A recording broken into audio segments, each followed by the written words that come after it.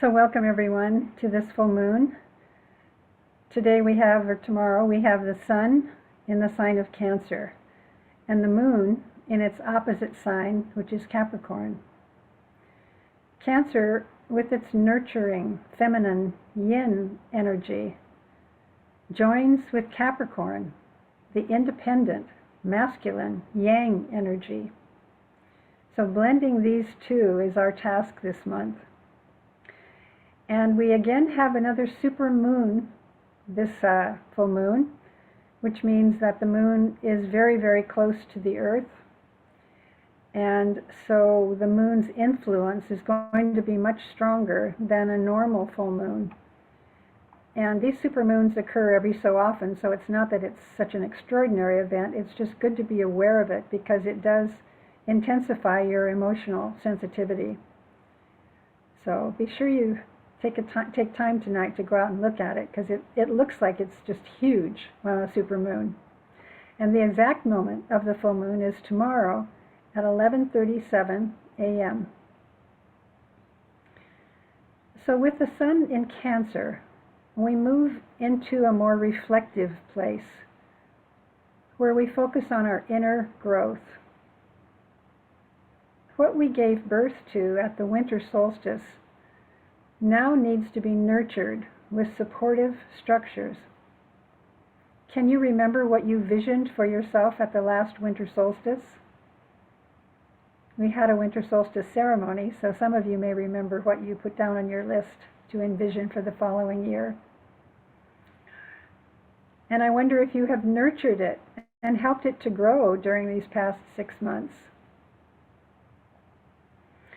The essence of Cancer energies is to foster and protect, to create and sustain a nurturing environment for whatever we are creating. Cancer is ruled by the moon and is a water element, so the Cancer person can be subject to mood swings as the lunar cycle ebbs and flows. The moon is also associated with our emotional body, creating a sensitivity that can be helpful if it allows us to sense another's pain, but it can also be destructive if we become too absorbed in another person's energy, or if we feel threatened in some way and we become reactive and defensive.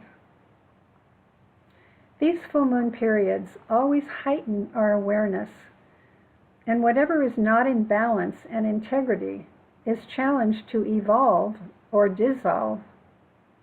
And with the sun in Cancer representing the mother principle and the moon in Capricorn representing the father, we're asked to bring into balance the masculine and the feminine energies within ourselves. We must learn to integrate assertiveness, which is very much Capricorn, with cooperation, Cancer, and bring our head and our heart into alignment. The Cancer person must learn to receive and not just give. She must focus on nurturing herself before she allows her energy to go outward to others. That's really hard to do if you're a Cancer. It's really hard to hold on to your own energy. Capricorn, on the other hand, must learn how to give back and to be more sensitive to the needs of others. The crab, which is one of the symbols for Cancer, can build too thick of a shell, while the mountain goat, which is the symbol for Capricorn, can climb the wrong mountain. Cancer must develop healthy roots to stay centered, and Capricorn must learn to share with an open heart. The more we disregard our own feelings and needs, the greater is the risk that we will violate the rights of others. The less responsibility we assume, really the less power we have. And it's interesting that the sun sign of the United States is Cancer, born on the 4th of July. And the first words of the Declaration of Independence are "We the people," a highly Cancerian theme. From the higher perspective, Cancer represents the human family and Earth as a united body within our solar system. Yet from a less developed perspective, Cancer is concentrated only on one's own local family and tribe, and that which is safe and personally familiar. And often this gives rise to disparity, to zealous pride, and sentiments that tend to operate from a place of fear, insecurity, and self-defensiveness. Building walls, creating imaginary boundaries, isolationism, and keeping others out are some of the effects of the undeveloped Cancerian mentality. And these attitudes are highly visible and operative in the world today. On the one hand, people are powerfully banding together as a whole, giving voice to the 99%, while simultaneously there are smaller groups coalescing around fear and hatred of others who are outside their sphere of understanding. In Cancer, we ask ourselves, who are we as a people? The soul words for Cancer are, I build a lighted house, and therein dwell. And the soul words for the United States are, I light the way. That's the destiny of our country, is to light the way. And we can be that lighted house. Our world can be that lighted house, where we hold the human family in our hearts, and we see everyone as our brothers and sisters. We can care and nurture Mother Earth as our one true home. The growth point for Cancer is to remember and act upon our innate capacity for caring, to see kindness, goodwill, and sensitivity as a strength and not as a weakness. Cancer teaches us that the only true source of security is an inner sense of security. Fences and guns and walls and aggressive behavior do not make one safer or more secure. The more aggressive we are, the more there is to fear. Instead, let us choose to build a lighted house and choose love over hate. We understand that home is where the heart is, and that all hearts beat as one in harmony with the earth. We understand that united we stand, and divided we fall. That divisiveness and attempts to separate ourselves from the whole of which we are a part is merely an optical illusion. Let us find ways to build bridges and connect as one human family, living on and sharing the earth together. And together let us build a more lighted house based on the power of love and sustainability. I'd like to talk now for a few minutes about the specific energies of Cancer and Capricorn, its opposite sign. Cancer, as I mentioned, is a water sign, and some of the qualities are mothering, nurturing. Cancer wants to settle down and loves to create a nest, wants to nurse and fix others and protect their loved ones from pain. The Cancerian person has a very tender emotional nature and may have a hard time setting boundaries, saying no, and requiring discipline from others. When Cancer has to be firm, she suffers. She feels too much and copes by overreacting and being overprotective. And I have a Cancer moon, so I understand this dynamic very well. I was very overprotective of my children, and I had a hard time with boundaries. I think I've told this story before, but it's worth repeating.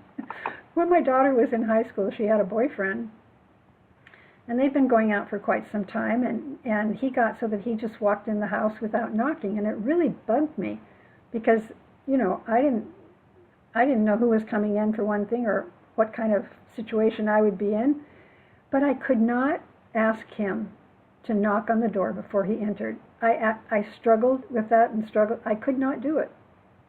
So that's the Cancer personality who just can't enforce their boundaries, and when they do, you feel guilt. I felt guilty. So I know this sign very well.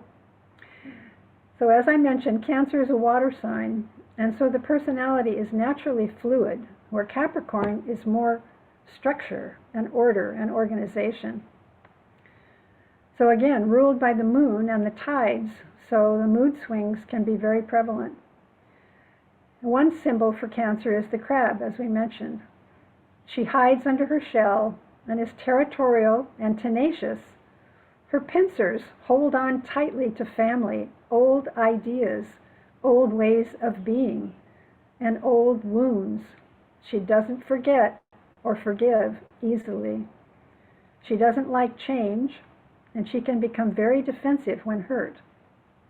Now remember, this is the Cancer personality, and we talk a lot about how that's different from the soul-infused personality, the Cancer person who has connected to her soul and is being run by the soul's directive rather than the personality.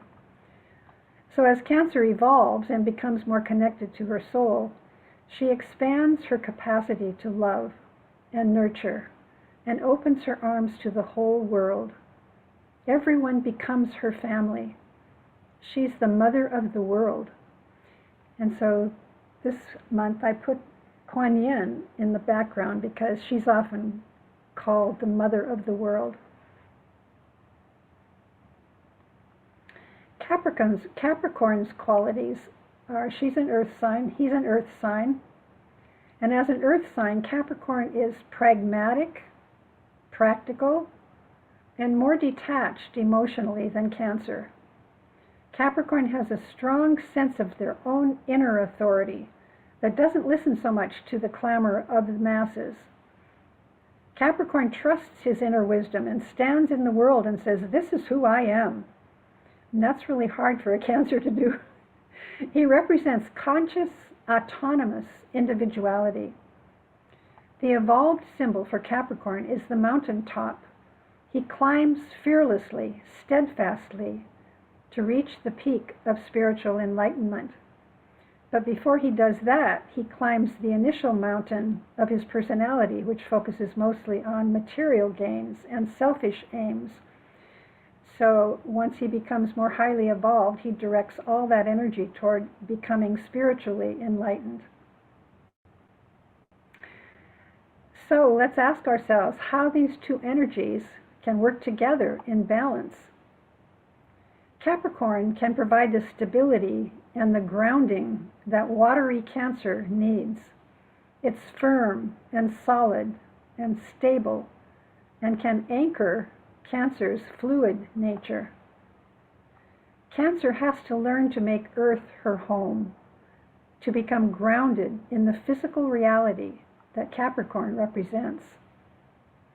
When Cancers become fearful, they can call on Capricorn's strength and courage. If she is awash in a sea of emotions, she can look to Capricorn's rational, objective energy to give her clarity. When Capricorn becomes rigid and detached from his heart, he can call on the warmth of Cancer to bathe him in unconditional love. And these are real live energies, my friends. I mean, I'm not just saying this superficially.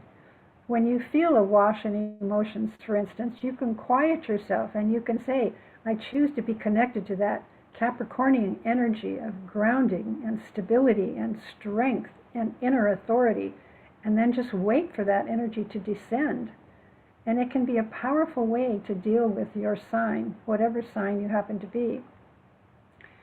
So this full moon asks us to become aware of the balance between our outer life, which is more symbolic of Capricorn, and our inner life, which is more like Cancer.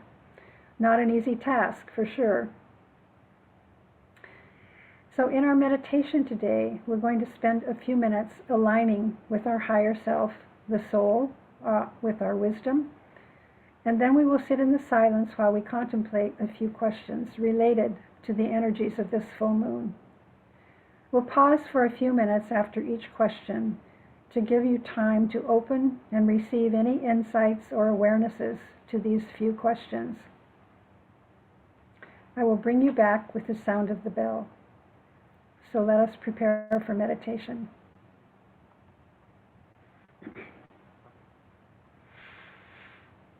Take a moment to get yourself very comfortable in your seat, sitting with the spine erect, but with no tension or constriction.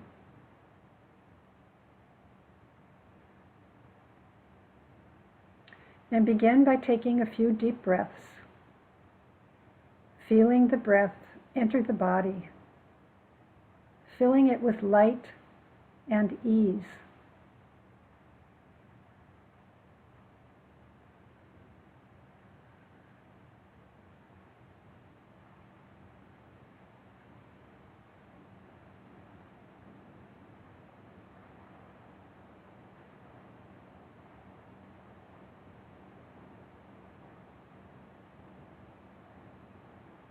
Notice any tension in the body and send the healing breath to those places.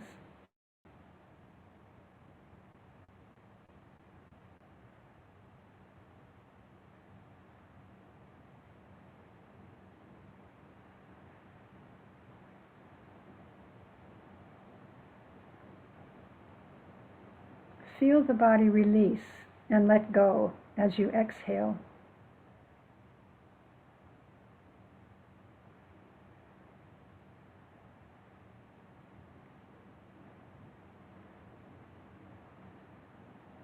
Now sit for just a moment and just allow the breath to help you to come home into the body, to settle and relax. It helps if you can imagine your breath going right down into your belly.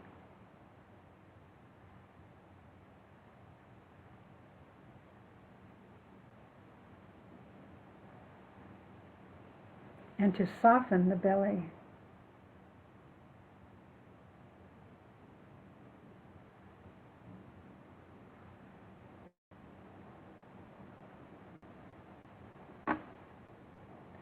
Now take a moment and send the breath into your emotional body, seated in the solar plexus.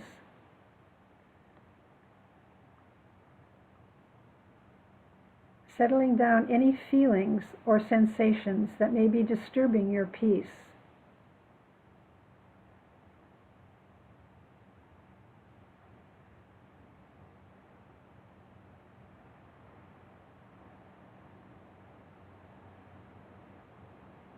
It may be helpful to imagine a lake whose waters are still and calm, no ripples or waves, just stillness.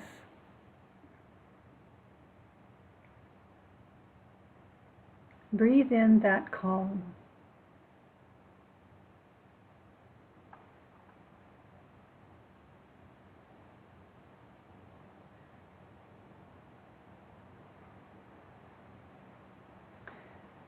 Then send your breath into the mind. Ask the mind to cooperate with you as you begin this meditation. Ask that it quiet down and that the busy chatter subside for just this time.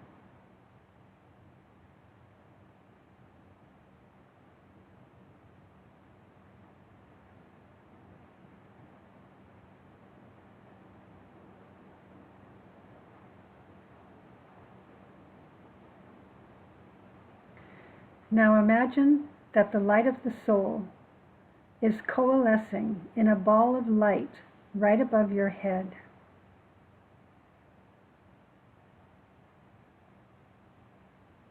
Send your attention there and ask to be connected to this great source of wisdom. And take whatever time you need to feel that alignment take place.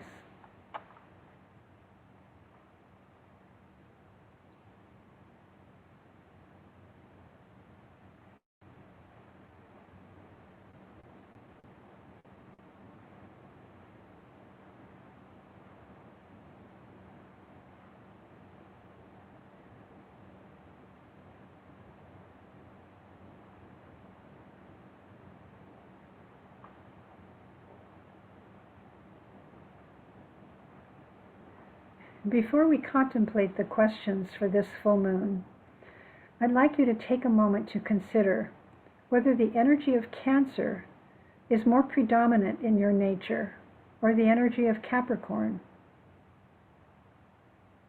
Are you more likely to meet situations with your energy intact, standing in your own sovereignty, your own inner authority, but perhaps not so connected to your heart or your emotions? That would be Capricorn.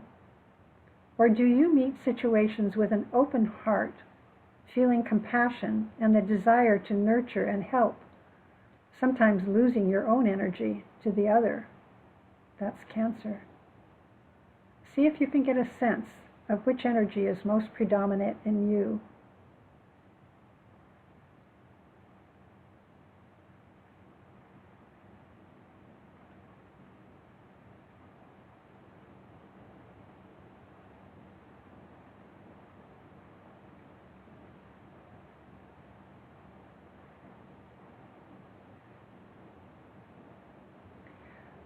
Once you have a sense of which energy is more predominant within you, consider the following questions as a way to more fully integrate both of these energies within you.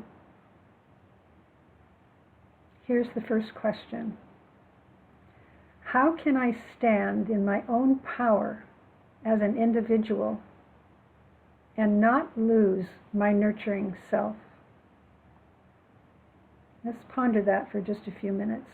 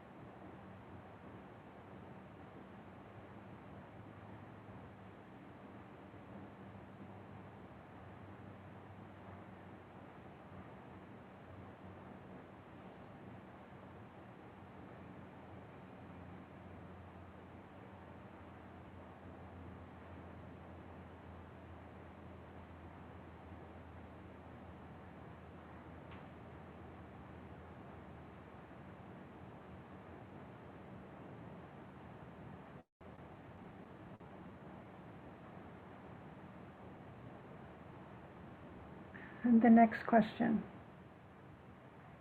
How do I become my own inner authority and not become dependent on how other people see me or what others might expect of me?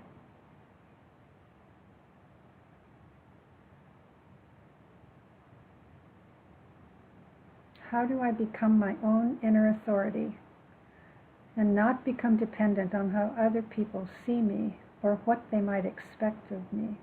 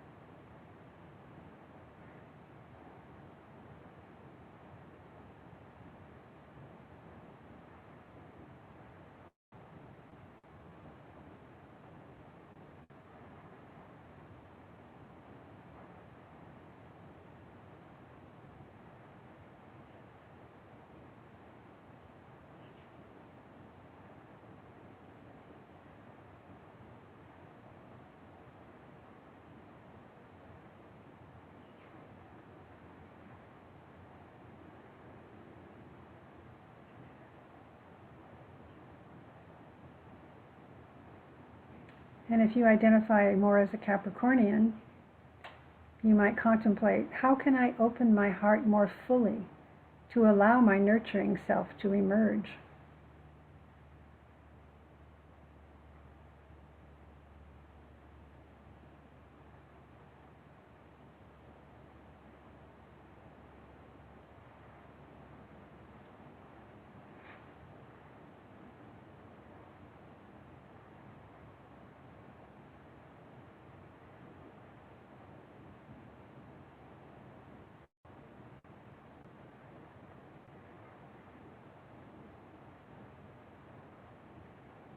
And finally, how can I bring this integrated power and unconditional love out into the world to be of greater service?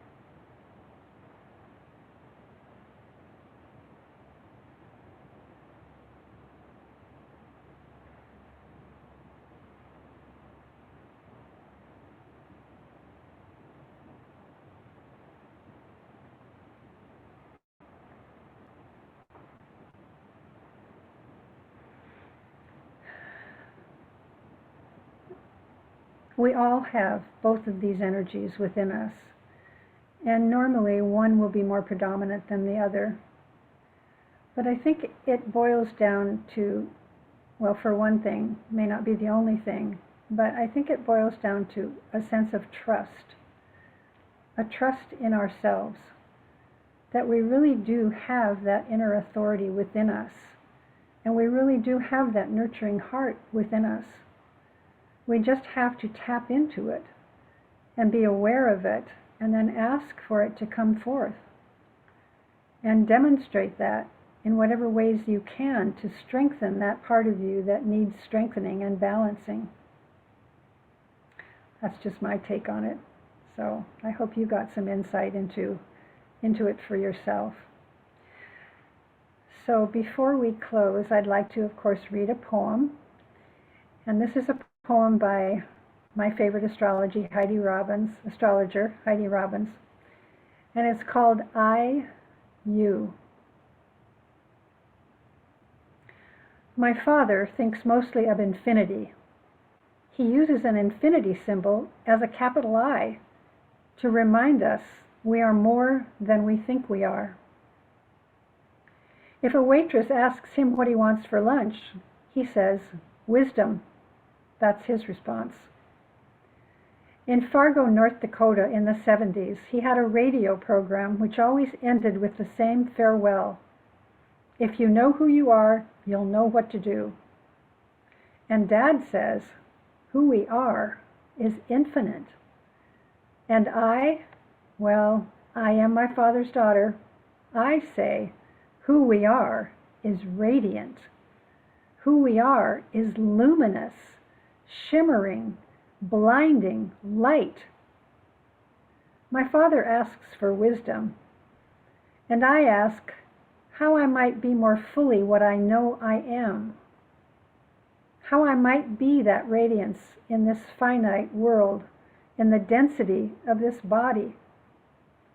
Then I breathe and remember this body, this vessel that holds the light, this kind form housing my heart, this hearth for the inner fire. This is the body where I love myself into the light that I am. This is the body in which I love you into the light you are. My father thinks mostly of infinity. I think mostly of how to be love in this body more often, how to love the mess of myself more completely, how to love all I have been given to love without hesitation or complexity. My daughter got it right when she learned to say, I love you. She forgot the word love and just said, I, you, I, you, I, you. Well, can it be that simple? Can this moment in this body be the practice? I think it can be the practice. Okay, my friends, and finally, I'd like to close with a prayer.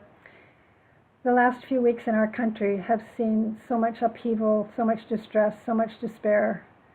Yeah, so I just felt like I wanted to say this prayer. So let's close our eyes. Great Spirit, Mother, Father, God, we come to you in prayer. We come seeking solace, seeking comfort, seeking hope. We come seeking to be in right relationship with all life. We call upon the forces of light to pour down upon our world their saving force, the angels, the archangels, all beings of light. May they pour forth their light into every heart. May we see the world as a lighted house, welcoming, nurturing, and healing all who enter. We ask that our minds be infused with clarity and truth, that we may be of greater service. We pray for the leaders in power all over the world. May they be open and receptive to their higher natures. May the soul control their thoughts and actions so that their decisions may be for the good of all and not just their own personal gain. With deep gratitude, we send these prayers up on the wings of the angels, that they may be manifested for the highest good of all.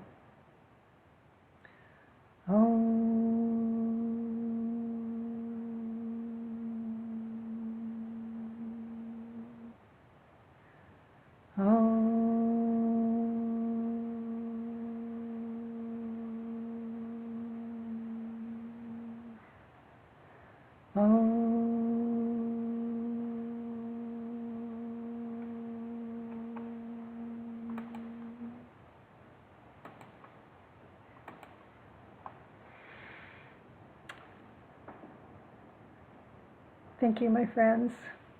Namaste. Hope to see you next month.